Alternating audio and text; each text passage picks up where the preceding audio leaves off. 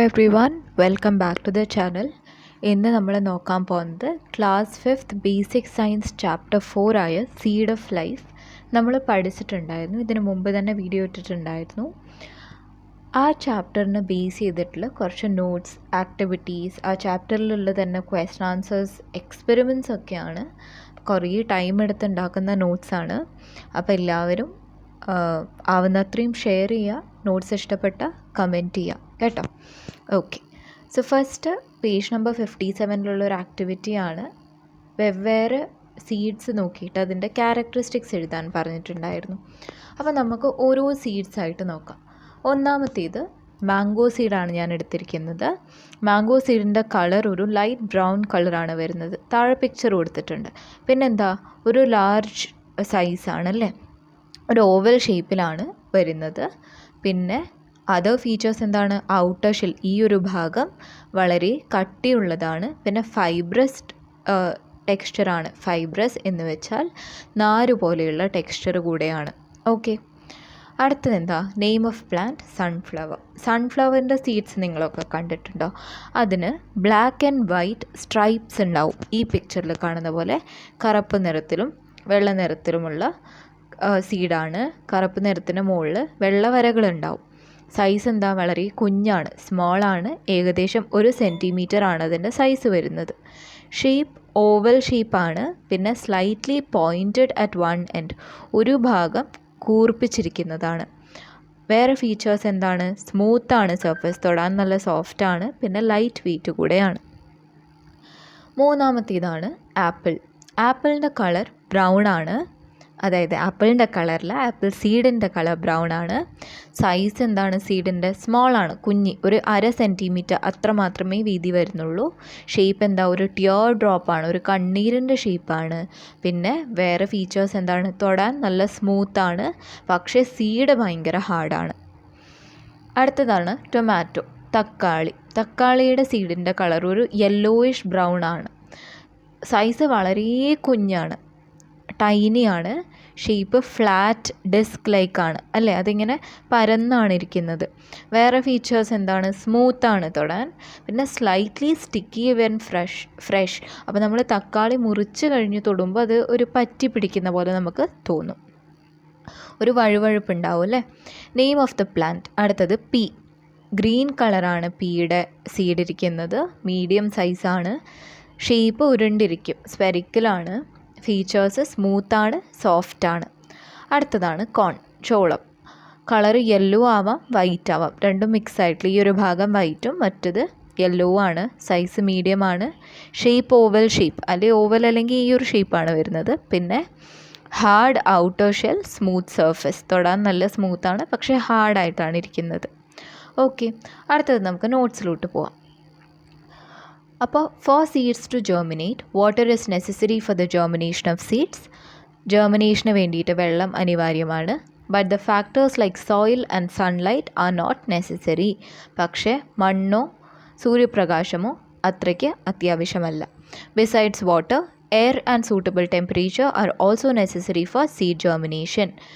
അപ്പോൾ വിത്ത് വിളയ്ക്കാനായിട്ട് വെള്ളം, വായു, പിന്നെ അനുയോജ്യമായ താപനില, സ്യൂട്ടബിൾ ടെമ്പറേച്ചറും ആവശ്യമാണ്. Different seeds have different germination times and suitable temperatures.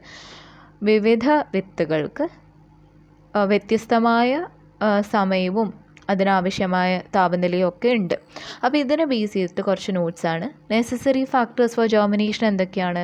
ഒന്ന്, വാട്ടർ അല്ലേ. എന്തിനാണ് വെള്ളം ആവശ്യമെന്ന് നോക്കാം.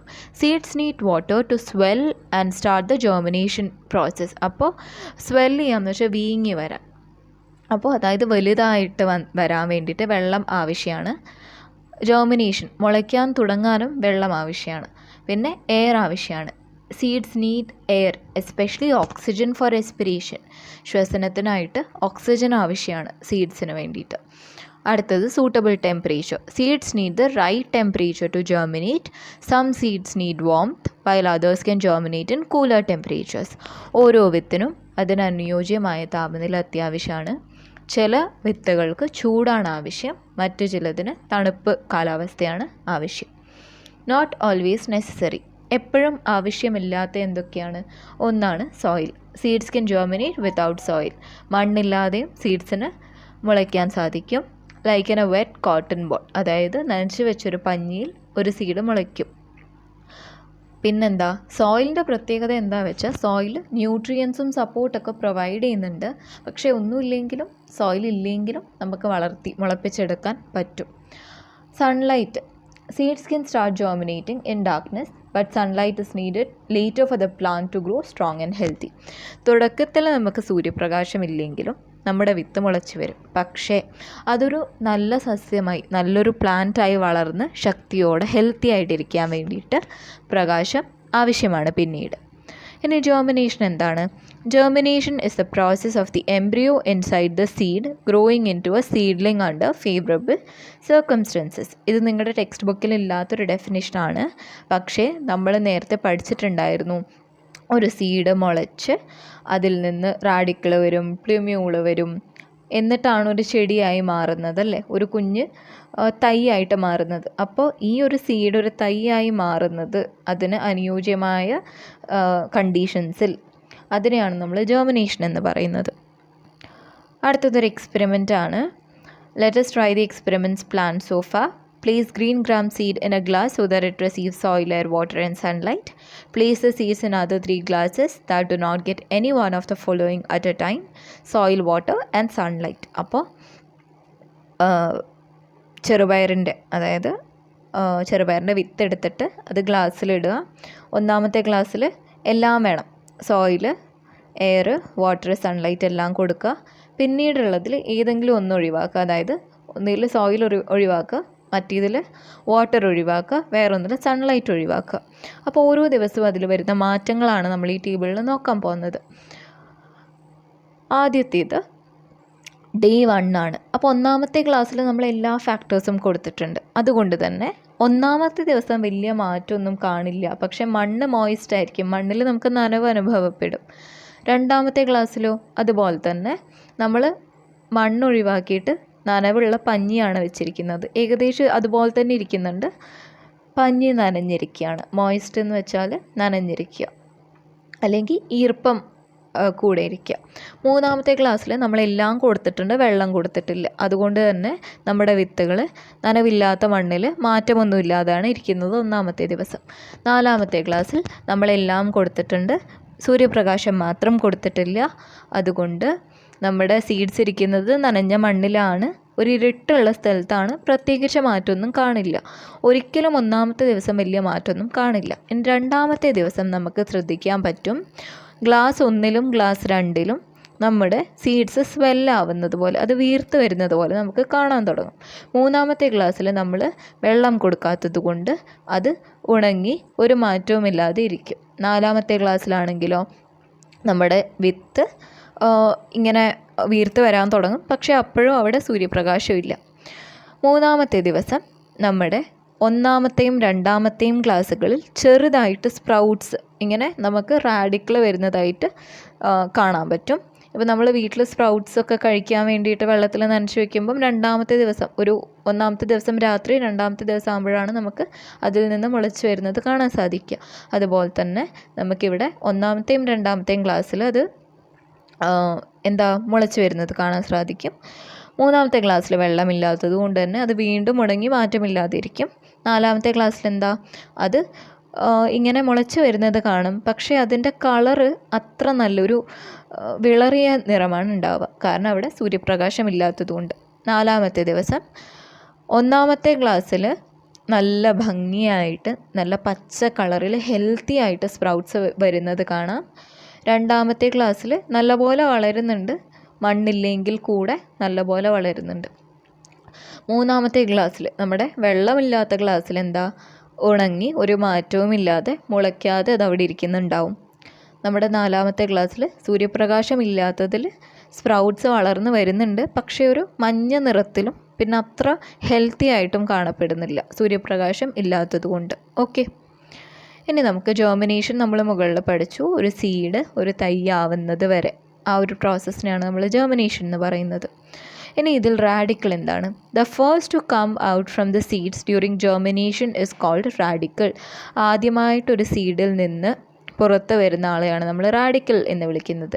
Radical grows into the soil and forms root. Radical വളരുന്നത് മണ്ണിലോട്ടാണ്, എന്നിട്ട് വളർന്നിട്ടത് റൂട്ടായിട്ട് അഥവാ വേരായിട്ട് മാറും. ഈ പിക്ചർ നോക്ക് മണ്ണിലോട്ടാണ് വളർന്ന് അത് റൂട്ടായി മാറും.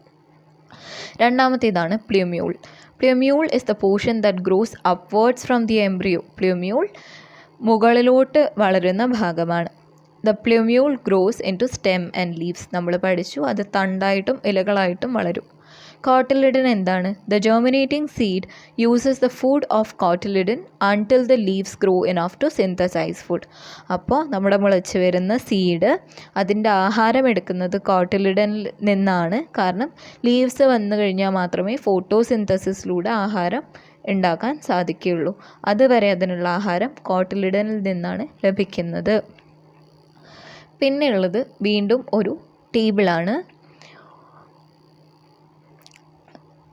ഓരോ വിത്തിലും വരുന്ന മാറ്റങ്ങൾ, അതായത് 1 മുതൽ 5-ാമത്തെ ദിവസം വരെ സീഡിൻ്റെ സൈസിലും സീഡിൻ്റെ പുറം ഭാഗത്തും ഔട്ടർ കവറിങ്ങിലും പിന്നെ പാർട്ട് ഓഫ് ഗ്രോയിങ് ഡൗൺവേർഡ്സ്, അതായത് റാഡിക്കിൾ, അതായത് താഴോട്ട് വളരുന്ന ഭാഗം, റാഡിക്കിളിൽ വരുന്ന മാറ്റങ്ങൾ.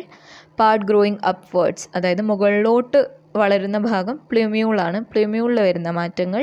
Primary leaf within the seed, കോട്ടിലിഡനിൽ വരുന്ന മാറ്റങ്ങൾ. 1 മുതൽ 5-ാമത്തെ ദിവസം വരെ എന്താണ് മാറ്റങ്ങൾ വരുന്നത് നമുക്ക് നോക്കാം. Okay, first the seed become soaked and gross bigger. ആദ്യത്തെ ദിവസം നമ്മുടെ സീഡ് വെള്ളത്തിലിട്ട് വെച്ചാൽ അത് കുതിർന്ന് വലുതാവും അല്ലെ, വീർത്ത് വരും. 2-ാമത്തെ ദിവസം സീഡിൻ്റെ സൈസിൽ എന്താ സംഭവിക്കുക വെച്ചാൽ സീഡ് വീണ്ടും വീർക്കാൻ തുടങ്ങും. അതിനു മുമ്പ് നമുക്ക് 1-ാമത്തെ ദിവസം ഔട്ടർ കവറിങ്ങിന് എന്താ സംഭവിക്കുന്നതെന്ന് നോക്കാം. അതിന് ഇൻടാക്റ്റ് ആണ്. ഇൻടാക്റ്റ് എന്ന് വെച്ചാൽ ഒരു മാറ്റവും ഇല്ല, നോ ചേഞ്ച് എന്നെഴുതാം നിങ്ങൾക്ക്. ഓക്കെ, ഇൻടാക്റ്റ് മനസ്സിലാവുന്നില്ലെങ്കിൽ നോ ചേഞ്ച് എന്ന് എഴുതിക്കൊള്ളാം. പാർട്ട് ഗ്രോയിങ് ഡൗൺവേർഡ്സ്, താഴോട്ട് വരുന്ന ഭാഗം, വളരുന്ന ഭാഗം നമുക്ക് കാണാൻ സാധിക്കില്ല 1-ാമത്തെ ദിവസം, നോട്ട് വിസിബിൾ. മുകളിലോട്ട് വളരുന്ന പ്ലൂമ്യൂളും നമുക്ക് കാണാൻ സാധിക്കില്ല, നോട്ട് വിസിബിൾ. കോട്ടിലിഡൻ എവിടെ ഉണ്ടാവുക? സീഡിൻ്റെ അകത്താണ്, അത് പുറത്തോട്ട് വന്നില്ല. അപ്പോൾ അതും നമുക്ക് ഇൻസൈഡ് ദ സീഡ് എന്ന് എഴുതാം. 2-ാമത്തെ ദിവസം നമ്മൾ പറഞ്ഞു സീഡിൻ്റെ സൈസ് അത് വീർത്ത് സ്വെല്ലാവാൻ തുടങ്ങും. ഔട്ടർ കവറിങ് എന്താ? ലൂസായിട്ട് ഇങ്ങനെ പൊളിയുന്ന പോലെ ആവാൻ തുടങ്ങും. റാഡിക്കിൾ നമുക്ക് സീഡിൽ നിന്ന് പുറത്തോട്ട് വരുന്നത് കാണാൻ പറ്റും, പക്ഷേ പ്ലൂമ്യൂൾ നമുക്കിപ്പോഴേ കാണാൻ സാധിക്കില്ല. കോട്ടിലിഡൻ ഇപ്പോഴും സീഡിനകത്താണ് ഇരിക്കുന്നത്. 3-ാമത്തെ ദിവസമാകുമ്പോഴത്തേക്കും നമ്മുടെ സീഡ് വീർത്ത് വലുതായിട്ട് പൊട്ടാൻ സ്റ്റാർട്ട് ചെയ്യും. ആ സമയത്ത് തന്നെ ഔട്ടർ കവറിങ്, പുറന്തോട് കുറച്ചുകൂടെ ലൂസാവാൻ തുടങ്ങും. റാഡിക്കിൾ നീളത്തിൽ വളരാൻ തുടങ്ങും, ഗ്രോയിങ് ലോങ്കർ. പ്ലൂമ്യൂൾ നമുക്ക് ചെറുതായിട്ട് സീഡിൽ നിന്ന് പുറത്തോട്ട് വരുന്നത്, എമേർജ് ചെയ്യുന്നത് കാണാൻ പറ്റും. നമ്മുടെ ലീഫാണെങ്കിലും നമുക്ക് ചെറുതായിട്ട് പുറത്ത് വരുന്നത് കാണാൻ സാധിക്കും. 4-ാമത്തെ ദിവസം നമ്മുടെ സീഡ് വീർത്ത് വലുതായിട്ട് പൊട്ടാൻ തുടങ്ങും. ഔട്ടർ കവറിങ് തോട് പൊട്ടാൻ തുടങ്ങും. റാഡിക്കൽ താഴോട്ട് നല്ല തിക്കായിട്ട് തടിയോടുകൂടെ വളരാൻ തുടങ്ങും. പ്ലൂമ്യൂൾ മുകളിലോട്ട് വളരുന്നത് കാണാൻ സാധിക്കും. കോട്ടിലിഡൻ പകുതി പുറത്ത് വരുന്നത്, പാർഷ്യലി, ഓക്കെ, പാർട്ടായിട്ട് പുറത്ത് വരുന്നത് കാണാൻ പറ്റും. 5-ാമത്തെ ദിവസം നമ്മുടെ സീഡ് മുഴുവനായി വീർത്ത് മുഴുവൻ പൊട്ടുന്നത് നമുക്ക് ഫുൾ പൊട്ടുന്നത് കാണാൻ പറ്റും. ഔട്ടർ കവറിങ് ഷെഡിങ് ഓഫ്, അതായത് മുഴുവനായിട്ട് പൊളിഞ്ഞു വരുന്നത് നമുക്ക് കാണാൻ പറ്റും. റാഡിക്കിൾ നമുക്ക് നല്ലപോലെ കാണാൻ പറ്റും, നല്ല രീതിയിൽ വളർന്ന് അത് മണ്ണിലോട്ട് ഡീപ്പായിട്ട് നമുക്ക് കാണാൻ പറ്റും. പിന്നെന്താ, പ്ലൂമ്യൂൾ മുകളിലോട്ട് ഇലകളുടെ സൈൻസൊക്കെ കാണിച്ചിട്ട് കുഞ്ഞു കുഞ്ഞു ഇലകൾ വരുന്നതും കാണാൻ പറ്റും. കോട്ടിലിഡൻ മുഴുവനായിട്ട് പുറത്ത് വന്നിട്ട് അതിൽ നിന്ന് സ്റ്റെമ്മും ലീവ്സൊക്കെ വരുന്നത് നമുക്ക് കാണാൻ പറ്റും. ഓക്കെ, ഇനി ഡീറ്റെയിൽ ആയിട്ട് പറയുകയാണെങ്കിൽ 1-ാമത്തെ ദിവസം സീഡിൻ്റെ സൈസ് കുറച്ച് വലുതാവും. ഔട്ടർ കവറിങ്ങിന് മാറ്റമില്ല, റാഡിക്കിൾ കാണില്ല, പ്ലൂമ്യൂൾ കാണില്ല. കോട്ടിലിഡൻ സീഡിൻ്റെ അകത്ത് തന്നെയാണല്ലേ. ഒരു ദിവസം നമ്മൾ സീഡിങ്ങനെ ചട്ടിയിലിട്ട് കഴിഞ്ഞാൽ നമുക്ക് അത്രയൊന്നും വലിയ മാറ്റങ്ങളൊന്നും കാണാൻ പറ്റില്ല. 2-ാമത്തെ ദിവസം എന്താ, നമ്മുടെ സീഡ് കുറച്ചുകൂടെ വലുതാവും, ഔട്ടർ കവറിങ് കുറച്ച് ലൂസാവും. റാഡിക്കിൾ നമുക്ക് ചെറുതായിട്ട് വരുന്നത് കാണാൻ പറ്റും, പ്ലൂമ്യൂൾ കാണില്ല. കോട്ടിലിഡൻ ഇപ്പോഴും സീഡിനകത്താണ്. 3-ാമത്തെ ദിവസം നമ്മുടെ സീഡ് കുറച്ചുകൂടെ വലുതായി അതിങ്ങനെ പൊട്ടുന്നതായിട്ട് നമുക്ക് കാണാൻ പറ്റും. ഔട്ടർ കവറിങ്ങും ലൂസാവുന്ന കാണാൻ പറ്റും. റാഡിക്കിൾ കുറച്ചുകൂടെ വളരും, പ്ലൂമ്യൂൾ ചെറുതായിട്ട് പുറത്ത് വരുന്ന കാണാൻ പറ്റും. കോട്ടിലിഡൻ ചെറുതായിട്ട് നമുക്ക് പുറത്ത് വരുന്നത് കാണാൻ പറ്റും. ഓക്കെ, പിന്നെന്താ, 4th day സീഡ് കുറച്ചുകൂടെ വലുതായി, നമ്മുടെ പൊട്ടൽ കുറച്ചുകൂടെ വലുതായി, ഔട്ടർ കവറിങ് പുറത്ത് പൊളിഞ്ഞ് വരാൻ തുടങ്ങും, റാഡിക്കിള് കട്ടിയോടെ നീളത്തിൽ ഇങ്ങനെ വളരാൻ തുടങ്ങും, പ്ലിമ്യൂൾ മുകളിലോട്ട് വളരാൻ തുടങ്ങും, cotyledon partially out of the seed. അപ്പം കോട്ടിലിഡൻ ചെറുതായിട്ട് പുറത്ത് വരുന്നത് കാണാൻ പറ്റും. പിന്നെന്താ, 5th day ആകുമ്പോഴത്തേക്ക് നമ്മുടെ സീഡ് മുഴുവൻ പൊട്ടി അതിൽ നിന്ന് റാഡിക്കിൾ നമുക്കിങ്ങനെ ഡീപ്പായിട്ട് പോകുന്ന കാണാൻ പറ്റും. പ്ലിമ്യൂള് കോട്ടിലിഡൻ നമുക്ക് കാണാൻ പറ്റും, ലീവ്സ് വരുന്നതും കാണാൻ സാധിക്കും. Okay, which plant gross best after germination. അപ്പോൾ നമ്മൾ നേരത്തെ ചെയ്ത എക്സ്പെരിമെൻറ്റിൽ ഏത് പ്ലാന്റാണ് നന്നായിട്ട് വളരുക? ഒന്നാമത്തെ എല്ലാ ഫാക്ടറും കിട്ടിയതും, പിന്നെ അതാണ് ഏറ്റവും ബെസ്റ്റായിട്ട് വളരുക. പിന്നെ രണ്ടാമത് നമ്മൾ കോട്ടണിലിട്ട് വെച്ച പ്ലാന്റാണ് ബെസ്റ്റായിട്ട് വളരുക. അടുത്തത് hydroponics. Hydroponics is a new method of growing plants without soil. മണ്ണില്ലാതെ ചെടികളെ വളർത്തിയെടുക്കുന്ന ഒരു പുതിയ രീതിയാണ് hydroponics. In this method of cultivation plants are grown in a nutrient solution instead of soil. ഒരു പോഷക ലായനിയിലാണ് നമ്മൾ മണ്ണിന് പകരം ചെടികളെ വളർത്തിയെടുക്കുന്നത്. How many cotyledons does a pea seed and a corn have. ഒരു പീ സീഡിനും ഒരു ചോളത്തിനും എത്ര കോട്ടിലിഡൻസ് ആണുള്ളത്? പീ സീഡിൽ 2 കോണിൽ 1. എൻഡോസ്പേം എന്താണ് ഇനി? Endosperm is the part attached to the cotyledon. നമ്മൾ ചോളത്തിൻ്റെ സീഡിൽ കണ്ടു, ഒരു കോട്ടിലിഡൻ മാത്രമേ ചോളത്തിൻ്റെ സീഡിനുള്ളൂ. അതിന് അറ്റാച്ച്ഡ് ആയിട്ടിരിക്കുന്ന ഒരു പാർട്ടിനെയാണ് നമ്മൾ എൻഡോസ്പേം എന്ന് വിളിക്കുന്നത്. In plants only with 1 cotyledon the food for plant is obtained from the endosperm until the seeds germinate and grow it's leaves.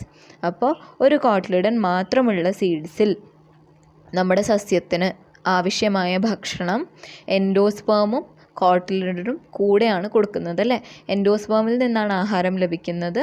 Until the seeds germinate and grow it's leaves. അതായത് നമ്മുടെ വിത്ത് മുളച്ച് അതിൽ leaves വന്നു കഴിഞ്ഞാലേ photosynthesis ചെയ്യാൻ പറ്റൂ. അതിനു മുമ്പ് വരെ 2 കോട്ടിലിഡനുള്ള പ്ലാന്റ്സ് ആഹാരം എടുക്കുന്നത് കോട്ടിലിഡനിൽ നിന്നാണ്. പക്ഷേ ഒറ്റ കോട്ടിലിഡൻ മാത്രമേ ഉള്ളുവെങ്കിൽ ആഹാരം എടുക്കുന്നത് എൻഡോസ്പേമിൽ നിന്നാണ്. ഓക്കെ, അടുത്തത് ഒബ്സർവേഷൻ ഓഫ് ജെർമിനേറ്റഡ് സീഡ്സ് ആണ്. അപ്പോൾ ഓരോ സീഡും മുളച്ച് കഴിഞ്ഞാൽ അതിൽ വരുന്ന മാറ്റങ്ങൾ. എടുക്കാൻ പറഞ്ഞിരിക്കുന്ന സീഡ്സ് ടാമറിൻഡ് പുളി, ജാക്ക് ഫ്രൂട്ട് ചക്ക, കാഷ്യൂ കശുവണ്ടി, റൈസ് അരിമണി അല്ലെങ്കിൽ നെല്ല്, കോൺ ചോളം. Steps to observe. ആദ്യം നമ്മൾ എന്താ ചെയ്യേണ്ടത്?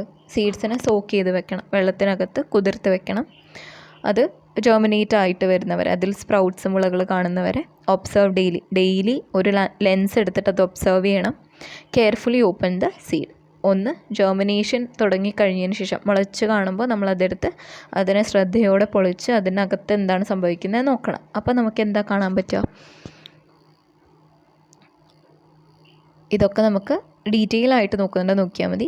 നമുക്ക് ഓരോന്നിൽ എന്താ മാറ്റം വരുന്നത് നോക്കാം. ടാമറിൻഡിൽ പുളിയിൽ എന്താ സംഭവിക്കുക വെച്ചാൽ കോട്ടിലിഡൻ 2 ഉണ്ടാവും. ഓക്കെ, പിന്നെ എൻഡോസ്പേം എന്താ സറൗണ്ട്സ് ദി എംബ്രിയോ. എൻഡോസ്പേമും ഉണ്ടാവും. കാരണം കോട്ടിലിഡൻ 2 2 ഹാഫായിട്ടായിരിക്കുന്നത്. 2 കഷ്ണങ്ങളായിട്ടിരിക്കും.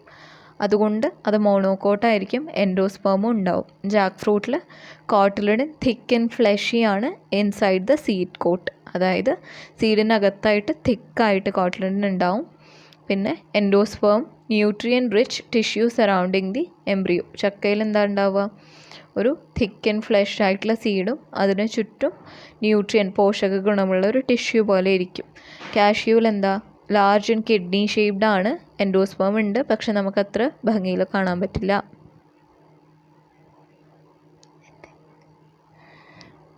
റൈസ് നെല്ല് സ്മോൾ ആൻഡ് തിൻ ആണ് inside the grain. Endosperm starchy part of the grain ആണ്. Cotyledon small and the base of kernel ഇങ്ങനെയായിരിക്കുന്നത്. ഈ ഒരു ഭാഗത്താണ് എൻഡോസ്പേം ഉണ്ടാവുക. Endosperm makes up the majority of the kernel providing starch. അപ്പോൾ ഇത്ര ഡീറ്റെയിൽ ആയിട്ടൊന്നും നിങ്ങൾക്ക് പഠിക്കേണ്ട ആവശ്യമില്ല. പക്ഷേ ഒരു എക്സ്പെരിമെൻ്റ് എന്ന രീതിയിൽ ടെക്സ്റ്റ് ബുക്കിൽ കൊടുത്തുകൊണ്ടാണ് ഇത് കൊടുത്തിരിക്കുന്നത്.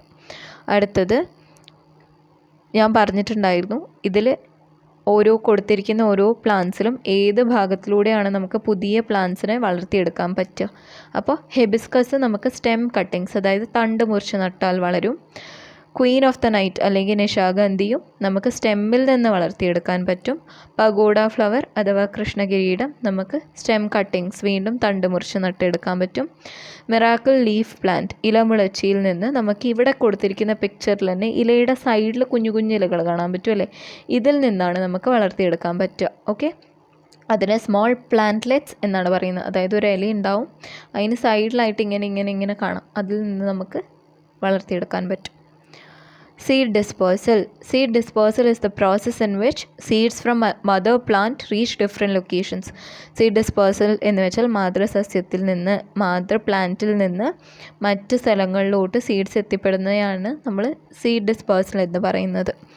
What creatures do you know that transport plant seeds to different places like this? നിങ്ങൾക്ക് ഏതൊക്കെ ജീവികളെക്കുറിച്ച് അറിയാം ഇങ്ങനെ സീഡ്സ് എടുത്ത് മറ്റ് പ്രദേശങ്ങളിൽ എത്തിക്കുന്നത്? ഒന്ന്, സ്ക്വിറൽ അഥവാ അണ്ണാൻ. Squirrels gather and store nuts and seeds which can sometimes be forgotten and later sprout into new plants. അപ്പോൾ അണ്ണാൻ കുഞ്ഞുങ്ങൾ എന്താ ചെയ്യുകയെന്ന് വെച്ചാൽ അവരുടെ പിന്നെ കഴിക്കാൻ വേണ്ടിയിട്ട് സീഡ്സും നട്ട്സൊക്കെ എടുത്ത് എവിടെയെങ്കിലും കൂട്ടി വയ്ക്കും. പിന്നെ അത് മറന്നു പോകും. അപ്പോൾ അത് അവിടെ നിന്ന് വളർന്ന് പുതിയ ചെടികളാവാൻ സാധ്യതയുണ്ട്. രണ്ടാമത്തേത് ബേർഡ്സ് അഥവാ പക്ഷികൾ. Birds eat fruits and excrete the seeds at different locations. അപ്പോൾ പക്ഷികൾ ഇങ്ങനെ പഴം എടുത്തുകൊണ്ട് പോയിട്ട് എവിടെയെങ്കിലും കഴിച്ചിട്ട് അതിൻ്റെ സീഡ്സ് എവിടെയെങ്കിലും വലിച്ചെറിയും. മൂന്നാമത്തേത് ബാറ്റ്സ്, വവ്വാൽ. Bats eat fruit and disperse seeds through their droppings. ബാറ്റ്സും പക്ഷികളെ പോലെ തന്നെ ഫ്രൂട്ട്സ് കഴിച്ചിട്ട് അതിൻ്റെ സീഡ്സ് എവിടെയും കളയും. Ants carry seeds back to their nest where they can germinate. Ants ആണെങ്കിൽ സീഡ്സ് പുറത്തെടുത്തിട്ട് അവരുടെ വീട്ടിൽ കൊണ്ടുവയ്ക്കും. അവരുടെ ഉറുമ്പിൻ്റെ അവിടെ കൊണ്ടുവച്ചിട്ട് അത് അവിടുന്ന് മുളയ്ക്കാൻ സാധ്യതയുണ്ട്. ഡിയർ, മാൻ എന്താ ചെയ്യാന്ന് വെച്ചാൽ deer eat plants and disperse seeds through their droppings. മാനും ഇങ്ങനെ കഴിച്ചിട്ട് എവിടെയെങ്കിലും സീഡ് കൊണ്ട് കളയും. Elephants eat a variety of fruits and plants and disperse seed through their droppings over large distances. അപ്പോൾ എലിഫൻറ്റ് പല രീതിയിലുള്ള ഫ്രൂട്ട്സും പ്ലാന്റ്സൊക്കെ കഴിക്കുന്നത് കൊണ്ട് തന്നെ അവർ പിന്നെ കുറേ ദൂരം സഞ്ചരിച്ച് അത് ദൂരെ കൊണ്ടിടാറുണ്ട്.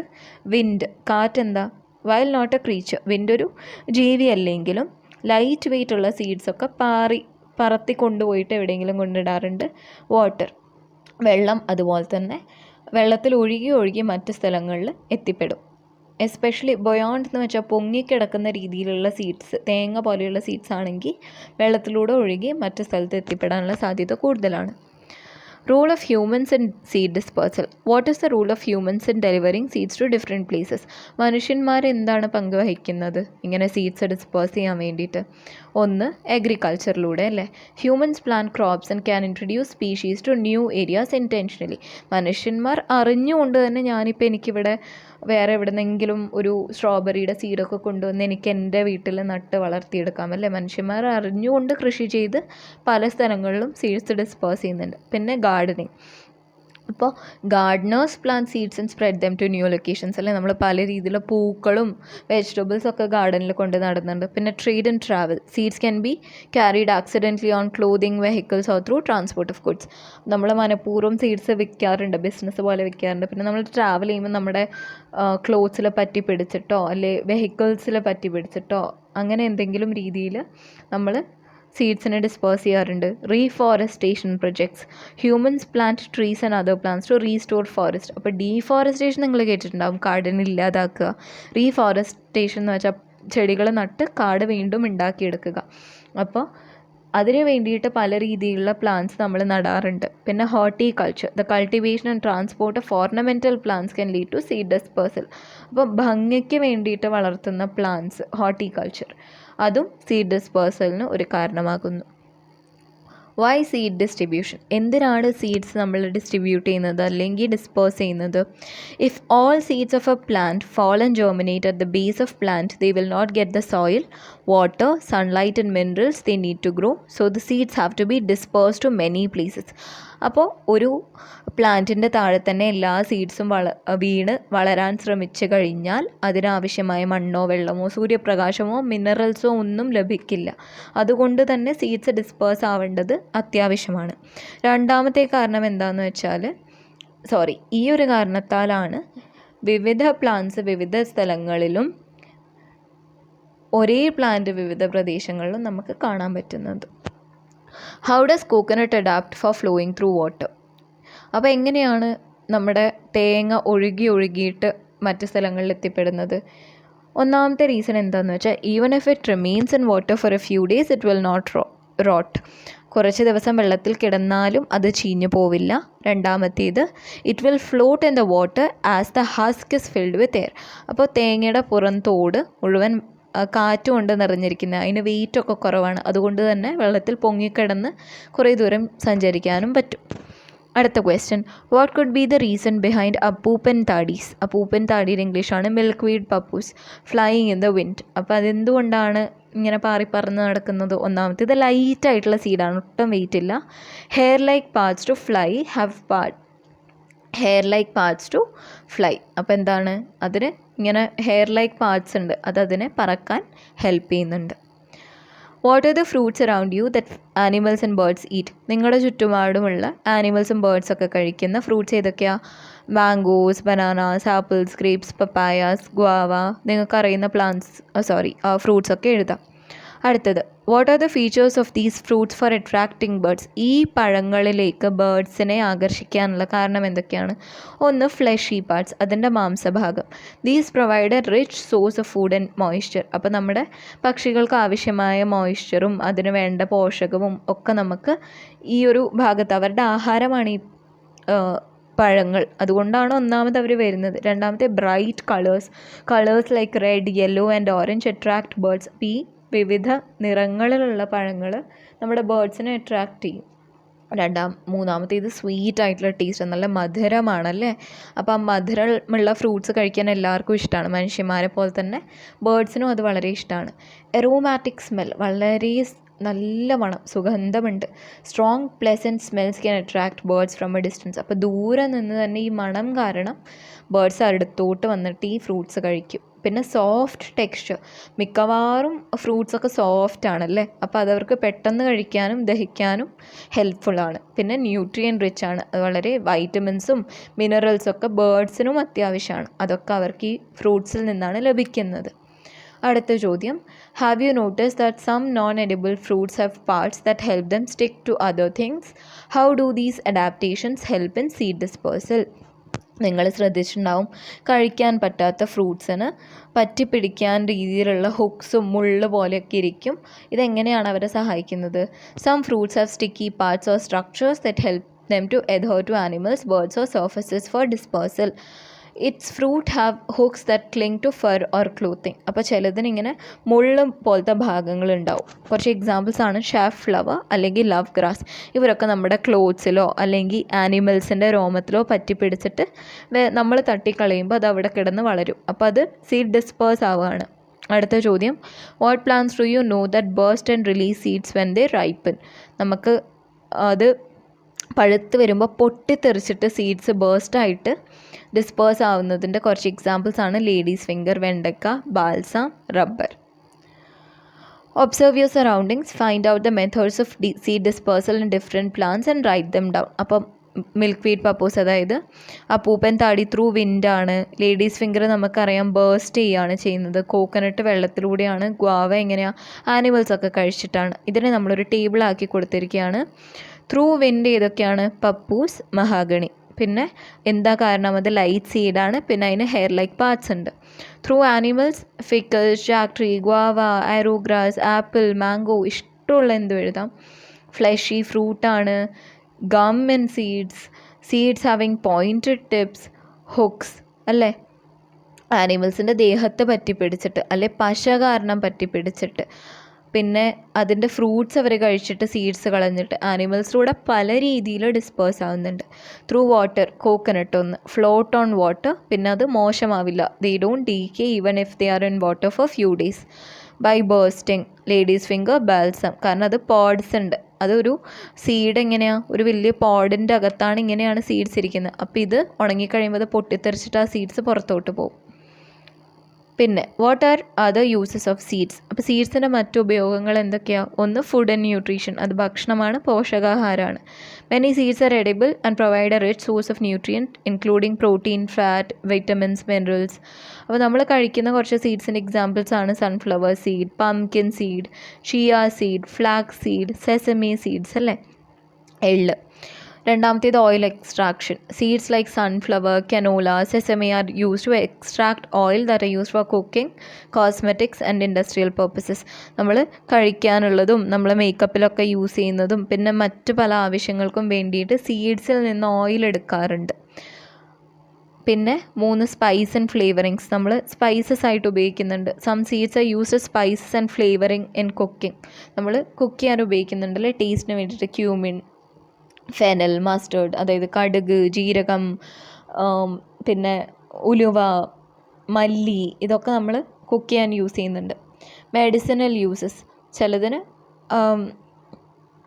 ഔഷധപരമായ ഗുണങ്ങളുള്ള സീഡ്സ് ഉണ്ട്. ഫോർ എക്സാമ്പിൾ ഫെനുഗ്രീക്ക് അല്ലെ, ഉലുവയുടെ സീഡ് നമ്മുടെ ബ്ലഡ് ഷുഗറൊക്കെ കൺട്രോൾ ചെയ്യാൻ വളരെ നല്ലതാണ്. പിന്നെ ആനിമൽ ഫീഡ്, ആനിമൽസിന് ഭക്ഷണമായിട്ട് seeds like corn, soybean and sunflower are use to feed animal. അപ്പോൾ ആനിമൽസിന് നമ്മൾ കൊടുക്കാറുണ്ട് സോയാബീൻസും കോണും ചോളം, സൺഫ്ലവർ ഇവയൊക്കെ.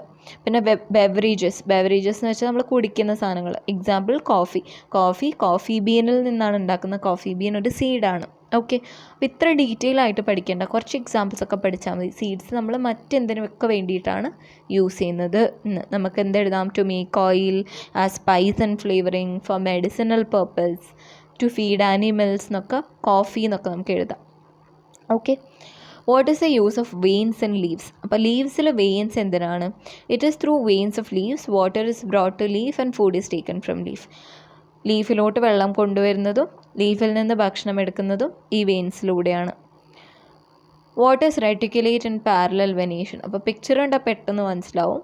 Many small branches that come out from it are connected to each other like links of a net. This is reticular venation. ഒരു main തണ്ടിൽ നിന്ന് സൈഡിലോട്ട് പോകുന്നതിനെയാണ് റെറ്റിക്കുലേറ്റ് വെനേഷൻ എന്ന് പറയുന്നത്. The veins in the leaf start from node of leaf, ഇതാണ് node, and reach the tip, ഇതാണ് tip. എന്നിട്ട് ഇങ്ങനെ പാരലൽ ലൈൻസ് ആയി പോകുന്നതിനെയാണ് നമ്മൾ എന്ത് പറയുക? തൊടാതെ, without touching each other. This is parallel venation. അപ്പോൾ റെറ്റിക്കുലേറ്റ് വെനേഷൻ്റെ കുറച്ച് എക്സാമ്പിൾസ് ആണ്. ഒന്ന് ജാക്ക് ഫ്രൂട്ട്, പിന്നെ റോസ്, തുളസി, ഹിബിസ്കസ്, പപ്പായ. പാരലൽ വെനേഷൻ്റെ ഒന്നാണ് ബാംബു, പിന്നെ grains, banana, grass. Okay, is there A relationship between the venation of leaves and the structure of their Roots? അപ്പോൾ ഈ ലീവ്സിൻ്റെ വെനേഷനും അതിൻ്റെ റൂട്ട്സും തമ്മിൽ എന്തെങ്കിലും ബന്ധമുണ്ടോ എന്നാണ് ചോദിക്കുന്നത്. അപ്പോൾ നമ്മൾ പഠിച്ചിട്ടുണ്ടായിരുന്നു, ഫൈബ്രസ് റൂട്ടാണെങ്കിൽ അതിന് കോമൺ ആയിട്ട് പാരലൽ വെനേഷനാണ് കാണുന്നത്. ടാപ്പ് റൂട്ട് സിസ്റ്റം ആണെങ്കിൽ അതിന് റെറ്റിക്കുലേറ്റ് വെനേഷനാണ് ലീവ്സിൽ പൊതുവേ കാണുന്നത്. അപ്പോൾ ഇങ്ങനെ അല്ലാത്തതും ഉണ്ട്. അതിൻ്റെ കുറച്ച് എക്സാമ്പിൾസ് ആണ് ടാരോ അല്ലെങ്കിൽ യാം എന്ന് വെച്ചാൽ ചേന. ഇതിൻ്റെയൊക്കെ ലീവ്സിന് ഇങ്ങനെ പ്രത്യേകിച്ച് ബന്ധമൊന്നും കാണിക്കാറില്ല. പക്ഷേ പൊതുവേ ഫൈബ്രസ് ആണെങ്കിൽ പാരലൽ വെനേഷനും ടാപ്പ് റൂട്ട് സിസ്റ്റം ആണെങ്കിൽ റെറ്റിക്കുലേറ്റ് വെനേഷനുമാണ് കാണുന്നത്. What is taproot system? Taproot system is a root system consisting of taproot growing downwards from base of the stem and branching roots growing from it. അപ്പോൾ ഇതുപോലെ കൊടുത്തിരിക്കുന്ന പോലെ ഒരു main ആയിട്ടുള്ള root, അതിൽ നിന്ന് ബ്രാഞ്ചസ് ആയിട്ട് പോകുന്നതിനെയാണ് ടാപ്പ് റൂട്ട് സിസ്റ്റം എന്ന് പറയുന്നത്. അതിൻ്റെ എക്സാമ്പിളാണ് mango tree, jackfruit tree. Fibrous root system ആണെങ്കിലോ അത് ഫൈബർ ലൈക്ക് നാര് പോലെയുള്ള കുറേ റൂട്ട്സ് താഴോട്ട് പോവുകയാണല്ലേ. Plants belonging to the grass family have fibrous root system. Examine the leaves of plants in your surrounding and list the venation and root system. അപ്പോൾ green ഗ്രാമിന് reticulate venation ആണ്, tap root system ആണ്. ഗ്രാസിന് parallel venation ആണ്, fibrous root system ആണ്. Jack ഫ്രൂട്ടിന് reticulate venation, tap root system. Coconut tree parallel venation, fibrous root system. പിന്നെ prop root, stilt root, clinging roots വെറുതെ ടെക്സ്റ്റ് ബുക്കിൽ കൊടുത്തിട്ടുണ്ടായിരുന്നു. അപ്പോൾ നമുക്ക് ജസ്റ്റ് ഒന്ന് ഓടിച്ച് പഠിച്ച് നോക്കാം. Grow from stem to support the plant. അപ്പോൾ ബാനിയൻ ട്രീയിൽ കാണുന്ന പോലെ സ്റ്റെമ്മിൽ നിന്ന് താഴോട്ടാണ് വളരുന്നത് പ്ലാന്റിനെ സപ്പോർട്ട് ചെയ്യാൻ വേണ്ടിയിട്ട്. Stilt root, grow from stem to anchor the plant in loose soil. അതായത് കോൺ പ്ലാന്റ്, ഇവിടെ താഴെ ഞാൻ പിക്ചർ കൊടുത്തിട്ടുണ്ട്, ഇതാണ് സ്റ്റിൽറ്റ് റൂട്ട്. ക്ലിങ്ങിങ് റൂട്ട് എന്ന് വെച്ചാൽ attach to surfaces to help the plant climb. ഇങ്ങനെ ചുറ്റിപ്പിടിച്ചിരിക്കും. Pneumatophore, a special kind of root found in mangroves. കണ്ടൽക്കാടുകളിൽ മാത്രം കണ്ടുവരുന്ന ഒരു പ്രത്യേകതരം റൂട്ടാണ്. ഇതിൻ്റെ ടിപ്പ് സോയിലിൽ നിന്ന് അറ്റ്മോസ്ഫിയറിലോട്ട് പൊന്തിയിരിക്കും. They are known as breathing roots. ശ്വസിക്കുന്ന റൂട്ട്സ് എന്നറിയപ്പെടുന്നത് ഇവർ ഗ്യാസ് എക്സ്ചേഞ്ചിൽ ഹെൽപ്പ് ചെയ്യുന്നത് കൊണ്ടാണ്. Okay, what are monocot plants and dicot plants? എന്താണ് മോണോകോട്ട് പ്ലാന്റ്, എന്താണ് dicot plant? Plant that have only one cotyledon, അതാണ് monocot plant. Such plants are called monocot plants. We call plants with two cotyledons as dicots. Fibrous root, unbranched stem and leaves with parallel venation are characteristics of a monocot plant. അപ്പോൾ ഒരു monocot plant പ്രത്യേകത എന്താ വെച്ചാൽ അതിൻ്റെ fibrous റൂട്ടാണ്, നാര് പോലെയുള്ള റൂട്ടാണ്. അൺബ്രാഞ്ച്ഡ് സ്റ്റെം ആണ്, ഒറ്റൊരു നീളത്തിൽ തണ്ട് മാത്രമേ ഉണ്ടാവുള്ളൂ, ചില്ലകൾ ഉണ്ടാവില്ല. ലീവ്സിന് പാരലൽ വെനീഷനാണ് ഉണ്ടാവുന്നത്. പക്ഷേ ഡൈക്കോട്ട് പ്ലാന്റിലാണെങ്കിലോ അതിന് ടാപ്പ് റൂട്ട് സിസ്റ്റമാണ് ഉണ്ടാവുന്നത്. ലീവ്സ് വിത്ത് റെറ്റിക്കുലേറ്റ് വെനേഷൻ, ബ്രാഞ്ച്ഡ് സ്റ്റെം കൂടെയാണ്. ഓക്കെ, അപ്പോൾ ടെക്സ്റ്റ് ബുക്കിലെ ഗ്രൂപ്പ് 1 മോണോകോട്ടാണ്, ടെക്സ്റ്റ് ബുക്കിലെ ഗ്രൂപ്പ് 2 ഡൈക്കോട്ടാണ്. അപ്പോൾ നമ്മൾ നോക്കിക്കഴിഞ്ഞു. ഗ്രൂപ്പ് 1-ൽ റൂട്ട് ഫൈബ്രസ് ആണ്, സ്റ്റെം അൺബ്രാഞ്ച്ഡ് ആണ്, ലീഫ് പാരലലാണ്, നമ്പർ ഓഫ് കോട്ട്ലിഡൻസ് 1 ആണ്. ഗ്രൂപ്പ് 2-ൽ ടാപ്പ് റൂട്ടാണ്, ബ്രാഞ്ച്ഡ് ആണ്, റെറ്റിക്കുലേറ്റ് വെനേഷനാണ്, 2 കോട്ട്ലിഡൻസ് ഉണ്ട്. അടുത്തത് എക്സ്റ്റെൻഷൻ. എന്താണ് extension? Extension is the reduction of population of N organism and the disappearance from earth. അപ്പോൾ ഒരു സാധനം കുറവായിട്ട് പിന്നെ ഇല്ലാതാവുന്നത് ഭൂമിയിൽ നിന്ന് തന്നെ, അതിനെയാണ് എക്സ്റ്റെൻഷൻ എന്ന് പറയുന്നത്. Major reason for this is the destruction of natural habitat of N organism. ഒരു സാധനത്തിൻ്റെ സ്വാഭാവികമായ ഈ വസിക്കുന്ന സ്ഥലം ഇല്ലാതാവുന്നതാണ് എക്സ്റ്റെൻഷൻ്റെ റീസണായിട്ട് വരുന്നത്. To save organisms from extinction ഇല്ലാതാക്കാൻ വേണ്ടിയിട്ട് നമ്മളെന്താ അതിൻ്റെ നാച്ചുറൽ ഹാബിറ്റാറ്റ്, സ്വാഭാവികമായി അത് വസിക്കുന്ന സ്ഥലം പ്രൊട്ടക്റ്റ് ചെയ്ത് വെക്കണം. അപ്പോൾ എക്സ്റ്റിങ്ക്റ്റ് ആവാനിരിക്കുന്ന കുറച്ച് പ്ലാന്റ്സിൻ്റെ എക്സാമ്പിളാണ് ഇന്ത്യൻ പ്രിക്ലി ആഷ്, മുള്ളിയിളം, പിന്നെ തുമ്പ. ഓക്കെ, അപ്പോൾ ഇത്ര മാത്രമേ ഉള്ളൂ ഇതിൻ്റെ നോട്ട്സ്. ഇത് ഭയങ്കര യൂസ്ഫുള്ളായി എന്ന് വിചാരിക്കുന്നു. നിങ്ങൾക്ക് നോട്ട്സ് ഇഷ്ടപ്പെട്ടിട്ടുണ്ടെങ്കിൽ ലൈക്ക് ചെയ്യുക, കമൻറ്റ് ചെയ്യുക, ഷെയർ ചെയ്യുക. കൂടുതൽ വീഡിയോസിനായി ചാനൽ സബ്സ്ക്രൈബ് ചെയ്യുക. അടുത്ത വീഡിയോ കാണാം. ബൈ.